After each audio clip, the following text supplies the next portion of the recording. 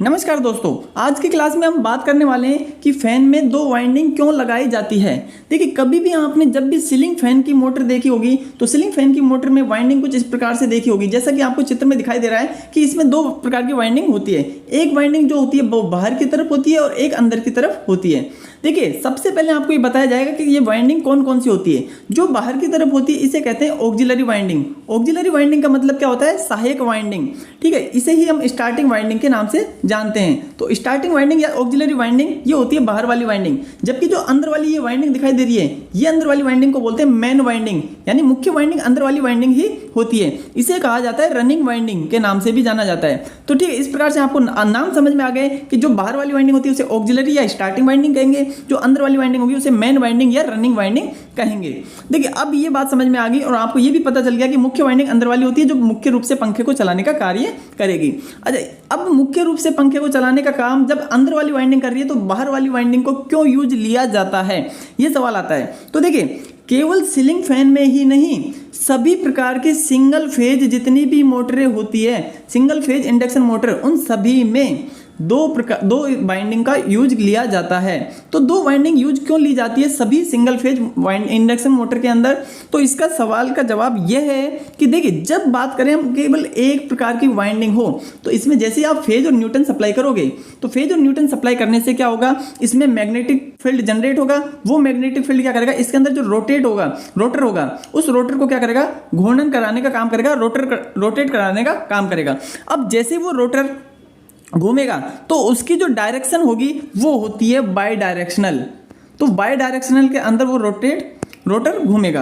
अच्छा, ये क्यों घूमता है? क्योंकि जैसे वो मैग्नेटिक फील्ड जनरेट होता है उसके कारण से एक टॉर्क जनरेट होता है। टॉर्क मतलब क्या होगा कि एक धक्का लगने का काम होता है जो इस रोटर को घुमाने का काम करेगा।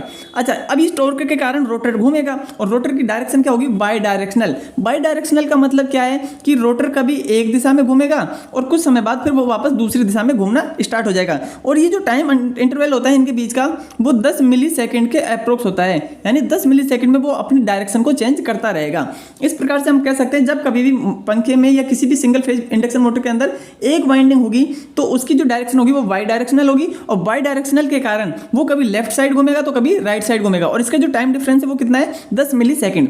इसलिए वो मोटर घूमेगी ही नहीं और वो मोटर घूमेगी नहीं, वो अपनी जगह पर क्या होगी, वाइब्रेट होती रहेगी। ठीक है। अच्छा, अब बात करते हैं जब हम दो वाइंडिंग लगाते हैं तो इससे क्या होगा। देखिए, जब कभी भी दो वाइंडिंग लगाई जाती है तो जो बाहर वाली वाइंडिंग होती है जिसे हमने ऑक्सिलरी वाइंडिंग कहा था, इस ऑक्सिलरी वाइंडिंग के अंदर एक कैपेसिटर भी लगाया जाता है। अब ये कैपेसिटर को हमेशा सीरीज में लगाते हैं, तो ऑक्सिलरी वाइंडिंग के साथ कैपेसिटर हमेशा सीरीज में लगाया जाता है। इस कैपेसिटर लगाने से क्या होता है, देखिए, अब जब इसमें आप फेज और न्यूटन सप्लाई करोगे तो फेज और न्यूटन की सप्लाई करने से क्या होगा, जैसे ही इसमें मैग्नेटिक फील्ड जनरेट होगा तो जो पहले टॉर्क लग रहा था वो इसको वाई डायरेक्शनल में घुमा रहा था, अब इस ऑक्सिलरी के कारण वो डायरेक्शन यूनि डायरेक्शन हो जाएगी, यानी कि अब जो टॉर्क है वो यूनि डायरेक्शन में रोटर को रोटेट करेगा। तो जो रोटर है हमारा वो किसी एक ही दिशा में घूमेगा, जिस भी दिशा में उसको स्टार्टिंग मिलेगी उसी दिशा में वो घूमना स्टार्ट कर देगा।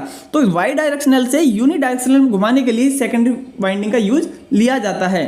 तो आपको समझ में आया होगा कि इस प्रकार से दो वाइंडिंग क्यों लगाई जाती है।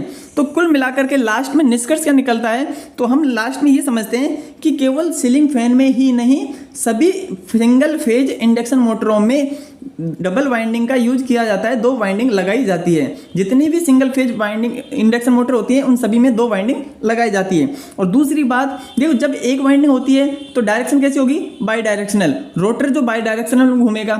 लेकिन जब दोनों वाइंडिंग लगाई जाती है तो उससे जो डायरेक्शन होगी रोटर की घूमने की वो हो जाती है यूनि डायरेक्शनल। यूनि डायरेक्शनल का मतलब एक दिशा में घूमना स्टार्ट कर देता है, इसीलिए फैन के अंदर दो वाइंडिंग लगाई जाती है। उम्मीद है आपको क्लास पसंद आई होगी, हमें कमेंट करके जरूर बताइएगा।